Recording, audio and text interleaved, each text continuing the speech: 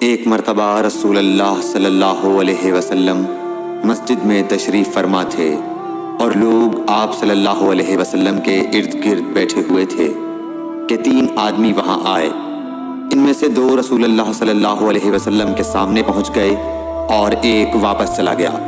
پھر وہ دونوں رسول اللہ صلی اللہ علیہ وسلم کے سامنے کھڑے ہو گئے۔ اس کے بعد ان میں سے ایک نے جب مجلس میں ایک جگہ کچھ گنجائش دیکھی تو وہاں بیٹھ گیا، اور دوسرا اہل مجلس کے پیچھے بیٹھ گیا، اور تیسرا جو تھا وہ لوٹ گیا۔